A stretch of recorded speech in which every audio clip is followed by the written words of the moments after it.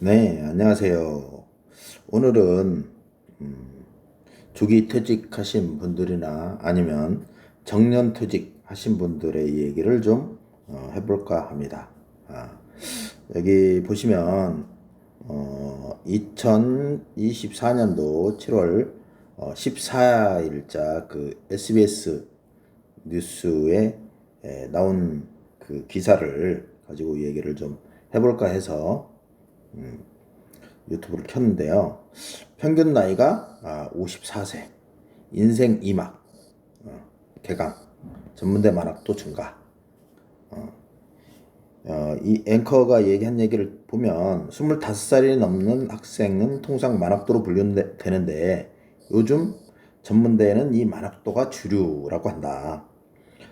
인생 그 어느 때보다 제일 열심히 공부하고 있다는 이들을 한번 만나보자 해서 내용이 있어요. 그래서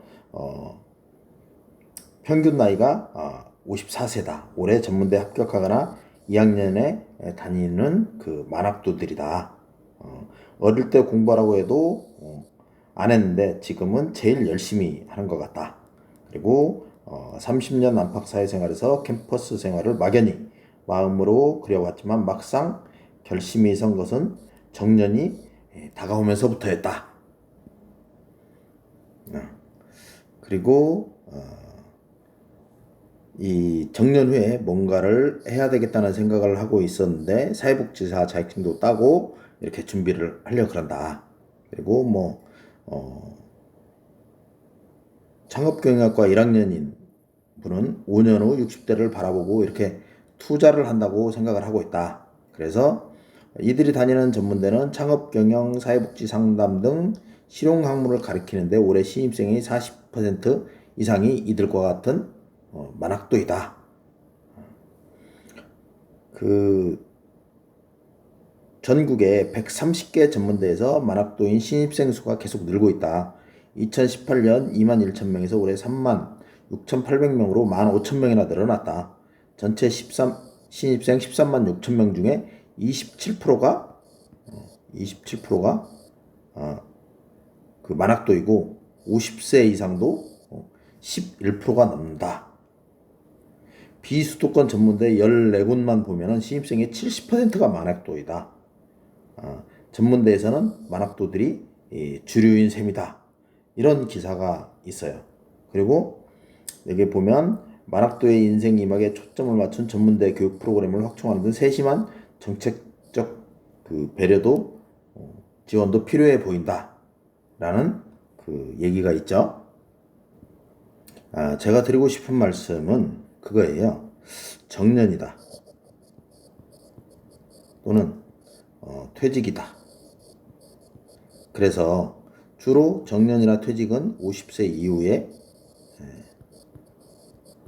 대부분 정년이나 퇴직을 하시죠. 그러면 뭐를 해서 먹고 살을까 이게 고민을 하시는데 가장 중요한 건 뭐냐면 본인의 본인 스스로의 본인의 가치를 높이는 게 가장 중요하다.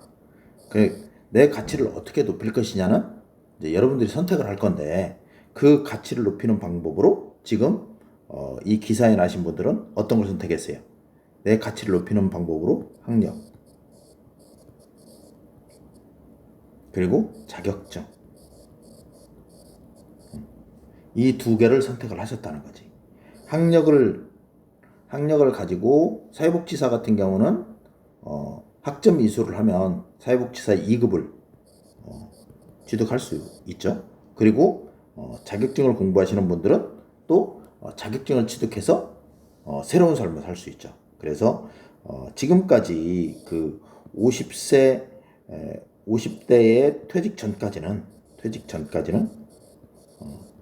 그 사무직으로 또는 그 화이트 칼라로 이렇게 생활을 하셨다면 50대 이후의 삶은 대부분 블루 칼라로 내가 가지고 있는 그리고 젊은 사람들이 조금 꺼려하는 그래서 장년층이나 고령자층이 의 손길을 필요로 하는 그런 직업군을 직업군을 선택을 해야 된다. 왜? 어차피 일정 부분에 그 나이가 들면 젊은 사람들하고 경쟁해서 그 사람들을 이겨먹기는 상당히 부담스럽겠죠. 이런 직업군이 뭐냐면 첫 번째가 자영업이에요. 자영업을 하면 정년이 없죠. 정년이 없기 때문에 내가 몸을 움직일 수 있는 한 할 수 있다. 두 번째가 뭐냐? 자영업을 하면 뭐 대표님이니까 뭐 그럴 수 있고, 두 번째는 자격증이 자격증. 자격증은 물론 전문 자격증이 있으면 좋습니다. 변호사, 회계사, 세무사, 뭐 이런 그 전문 자격증이 있으면 정년이 없죠. 그런데 그런 전문 자격증이 아니라도 기술 자격증만 있어도 요즘은 기술 자격증을 가지고 그 젊은 사람들이 취업하는 사람들이 현저히 줄었어요. 그러니까 젊은 사람들이 이 일을 안 한다 이런 것보다는 실제로 우리 베이비부머 세대들 1954년생부터 1963년생 그 다음에 1964년생부터 1973년생 뭐 이런 1차 베이비부머 세대, 2차 베이비부머 세대들인 경우에는 보통 60만 명에서 70만 명이 출생이 됐기 때문에 이 사람들이 다양한 직종에서 일을 할 수 있지만 지금은 20만 명에서 30만 명이 출생을 하잖아요. 그렇기 때문에 이런 사람들이 현장에 배치되는 비율 자체가 적기 때문에 그래서 힘들고 어렵고 난이도가 있는 현장 일을 꺼려한다. 그렇기 때문에 그게 우리 그 50대 이상 퇴직하신 분이나 아니면 베이비부머 세대들에게는 틈새 시장이 될 수 있다. 그래서 인생 이막으로 전문대도 많이 가고 공부도 많이 하는데 본인 직접 자영업을 하는 건 사실은 자영업이라는 건 경험이 없으면 할 수 없어요. 왜? 경험이 없으면 그나마 받은 퇴직금 까먹기에 딱 좋은 게 자영업이라고 볼 수 있죠. 그래서 대부분이 자격증을 취득하는 거를 선택을 하시죠. 그럼에도 불구하고 자영업을 이제 나는 뭐 내가 30년 동안 그 직장에 근무를 했기 때문에 나도 대표로서 한번 삶을 살아보자. 이래서 자영업을 하시는 분들도 자영업에 뛰어드시는 분도 상당히 많이 있긴 하지만 그런 분들이 성공할 확률이 5% 미만이다. 굉장히 성공할 확률이 낮기 때문에 자격증을 취득하는 방향으로 도전을 하시는 게 좋겠다. 그럼 자격증을 취득하기에 그 도전하기에 어디가 좋으냐? 첫 번째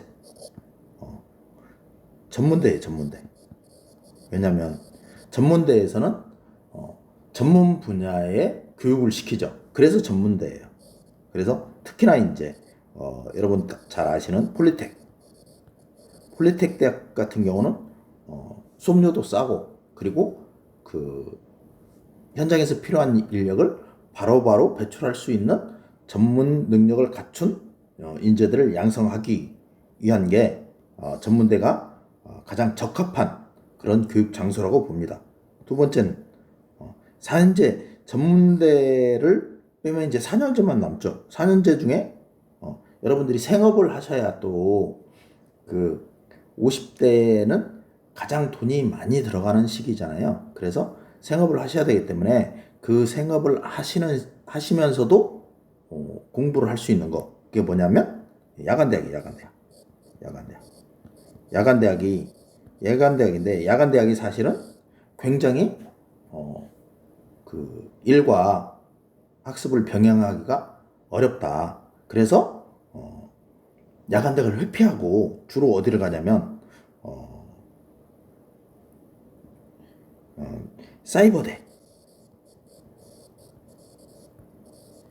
대학을 많이 가세요. 그리고 사이버 대학이 좀 더 온라인으로 시간에 구애받지 않고 수업을 하니까 쉽지 않을까 이렇게 많이 가시고요. 그 다음에 이제